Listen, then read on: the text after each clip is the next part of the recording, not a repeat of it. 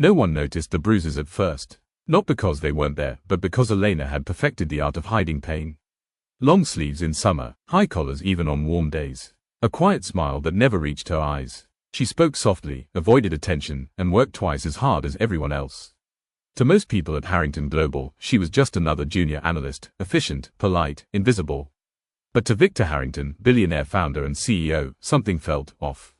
Victor Harrington didn't miss details. You don't build a multi-billion-dollar empire by ignoring patterns. He noticed everything, numbers that didn't add up, tone shifts in meetings, the way people walked into a room. And lately, he noticed Elena flinched when doors slammed. Before we continue, welcome to ACG Stories, the channel where real-life inspired stories reveal the truth people try to hide. Here, we don't just tell stories, we uncover power, pain, and the moments that change lives forever. Stay with me. It happened late one evening. Victor was leaving the building after a 14-hour day when he saw Elena in the elevator lobby. She thought she was alone. Her sleeve had slipped, just for a second, long enough to reveal deep purple bruises wrapped around her wrist, finger-shaped, angry, recent. Elena froze when she realized he'd seen them. She started, quickly pulling her sleeve down. It's nothing, I'm clumsy. Victor didn't respond right away. He simply looked at her. Calm, observant, the way predators look when they've already decided. Take tomorrow off, he said finally. Paid. She tried to protest. That wasn't a suggestion. The elevator doors closed, but Victor Harrington was already making a call. Victor didn't confront Elena again. Not directly. Instead, he quietly had HR pull her emergency contact information. One name stood out. Daniel Cross, husband. No prior incidents on record. No police reports. No HR complaints. But Victor had lived long enough to know something chillingly simple. The most dangerous abuses are the ones no one suspects. He ordered a discreet background check. What came back wasn't criminal, but it was telling. Former jobs with personality conflicts. Multiple noise complaints from neighbors.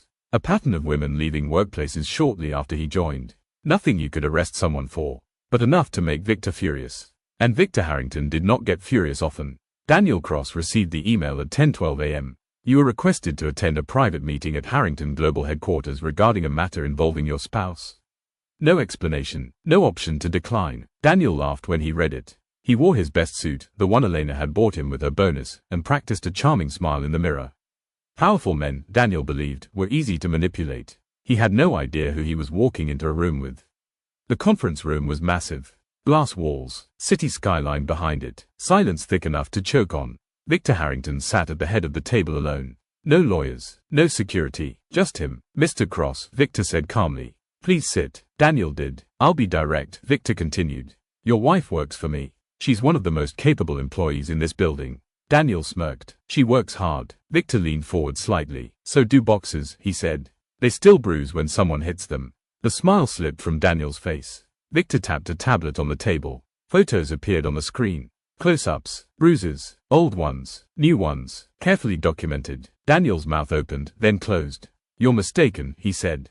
That's private. You had no right. Victor cut him off. You don't get to talk about rights, he said quietly. Not today. The room felt colder. Victor stood and walked toward the window. You see, Daniel, I grew up watching my mother make excuses for bruises. He turned back. My father never thought anyone would believe her. Daniel shifted in his chair. Victor smiled. I don't believe in coincidences. I believe in leverage. He pressed a button on the remote. The screen changed again. Audio waveforms, security footage timestamps. A recording began to play. Daniel's own voice filled the room. If you ever embarrass me again, I'll make sure no one recognizes you. Daniel went pale. Victor nodded slowly. Funny thing about smart buildings. They record more than people realize. Daniel jumped to his feet. This is illegal. Victor didn't raise his voice. No, he said. What you did is illegal. What I did is thorough. Victor returned to his seat. Here's what's going to happen, he said calmly. You're going to sign these documents. He slid a folder across the table. Restraining order agreement, voluntary relocation, confession affidavit, sealed unless violated. Immediate divorce terms, everything in Elena's favor. You'll leave the state by tonight, Victor continued. You'll never contact her again. And you'll spend the rest of your life grateful that I believe in second chances. Daniel laughed weakly. And if I don't? Victor finally looked directly into his eyes. Then this recording goes public. Your employer hears it. Your parents hear it. Every future background check hears it. And I fund a legal team that doesn't lose. Daniel's hands trembled as he signed. Victor wasn't finished. 2 days later, Elena was called into hour. She expected termination. Instead, Victor was there with legal counsel and a therapist. Your husband won't be coming home, Victor said gently. Ever. She broke down. Not loudly, not dramatically, just quiet sobs, the kind that come from years of swallowed pain finally being allowed to breathe. Victor slid another folder across the table. A promotion, a relocation package, a fully paid year of trauma counseling. No one owns you, he said. And no one ever will. 6 months later, Elena stood on a stage. She wasn't hiding anymore. She had scars, but she also had a voice. Victor Harrington had funded a new initiative quietly, without press, a confidential support and extraction program for abused employees. It was named after no one, but those who needed it called it the door. As for Daniel Cross, he violated the agreement once. One message, one threat. Victor released everything. Daniel was arrested within 48 hours and sentenced. As for Elena, she now runs the very program that saved her. And every time a frightened employee walks into her office with sleeves pulled too low, she smiles softly and says, "You're safe now. I know the way out." Prison had a way of stripping illusions fast. Daniel Cross learned that within his first week. In the outside world, he had believed fear made him powerful. That control was something you took, not something you earned. In prison, fear was currency, and Daniel had none. The cell was small, grey, unforgiving. Every sound echoed keys rattling, boots marching, men shouting names that stuck like scars. The first time someone recognized him, it wasn't from the news. It was from the affidavit. "You the wife beater," a voice called out from the next tier. Daniel didn't respond. He learned quickly that silence didn't protect you, it branded you. At night, Daniel replayed the moment in Victor Harrington's conference room, over and over. The calm voice, the documents, the way power never once raised its volume. That was the irony that ate at him. Victor hadn't threatened him like Daniel used to threaten Elena. He had simply removed his future. And Daniel couldn't undo that. The worst part wasn't the sentence. It was knowing the world had moved on without him. One afternoon in the prison library, Daniel sat at a terminal scrolling mindlessly. Then he saw it. Elena Cross, Director, Employee Safety and Advocacy of Harrington Global. His stomach dropped. There was a photo where she stood tall, confident. Her hair shorter now, eyes clear, no sleeves covering her arms, no shadows on her face. The article mentioned a confidential internal program that had already helped over 200 employees escape abusive situations. Daniel slammed his fist into the desk. Guards warned him, but the damage was done. She wasn't broken, she was thriving, and everyone knew why he was in prison. Daniel used to believe Elena needed him, that she would collapse without his control. But prison taught him a truth he'd never faced. Abusers don't create strength.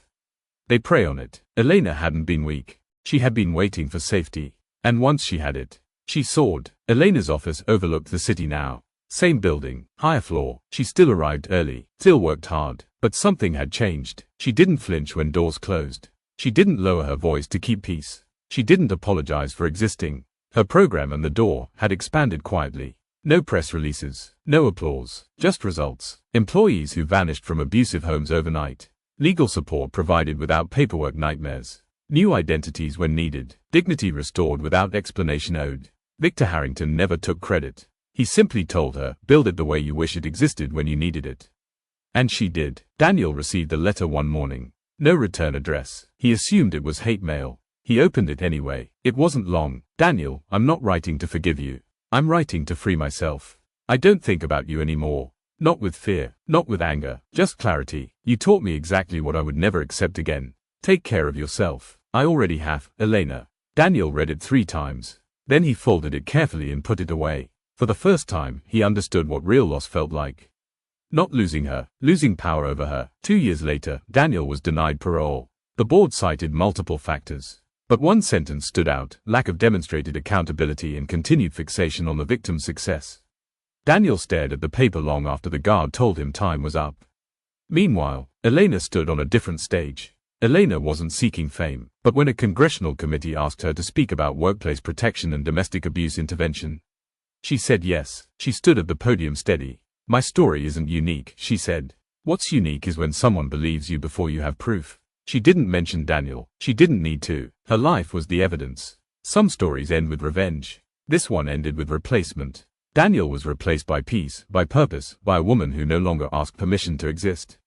And somewhere behind concrete walls, Daniel Cross finally learned. You don't lose power when someone leaves you. You lose it when they stop being afraid.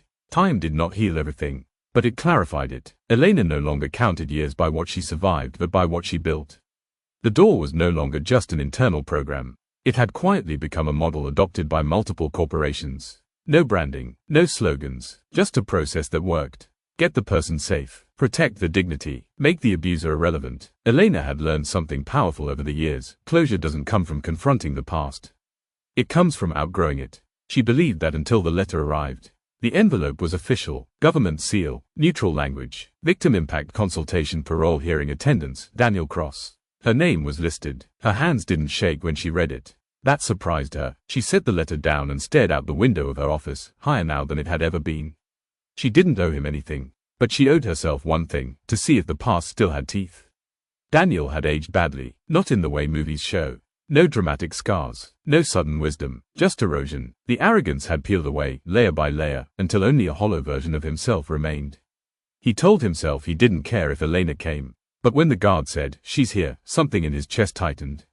Fear, hope, shame, he didn't know anymore. The parole hearing room was small and fluorescent lit. Neutral, no drama, no cinematic music, just a table, chairs, and history sitting across from itself. Elena entered calmly. She wore a tailored suit. No jewelry except a simple watch. Her posture was relaxed, grounded. Daniel barely recognized her, not because she had changed physically, but because she didn't carry him anymore. She didn't look at him with anger, or fear, or curiosity. She looked at him the way you look at an old address you no longer live at.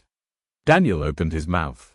He began. "I want to say I'm sorry." Elena raised her hand gently. Not sharply, not angrily, just enough. "I'm not here for your apology," she said evenly. "I'm here to answer their questions." The board members nodded. Daniel swallowed. That was the moment he understood something irreversible. He no longer had access to her emotions. A board member turned to Elena. "Do you believe Mr. Cross has changed?"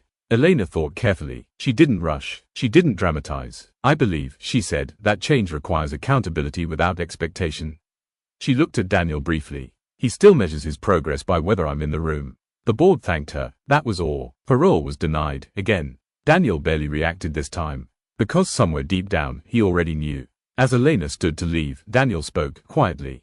"Do you ever think about me?" Elena paused at the door. Not for him, for herself. Then she turned. "Yes," she said honestly. "When I'm training new advocates." Daniel's face tightened. She continued, "I think about the signs I missed. The excuses I made. The way fear disguises itself as loyalty." She met his eyes steady, unafraid. "And then I go home to my life." She left, and Daniel sat there understanding something no sentence could teach him. Some doors close so completely, they don't even echo.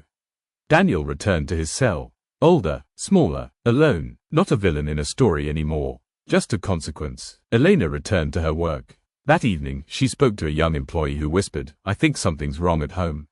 Elena didn't rush. She didn't panic. She smiled gently and said, "Thank you for telling me." That took courage. And she opened the door. Some people spend their lives trying to control others. Others spend their lives building exits. Only one of them is remembered for the right reasons. In the end, this was never a story about a billionaire.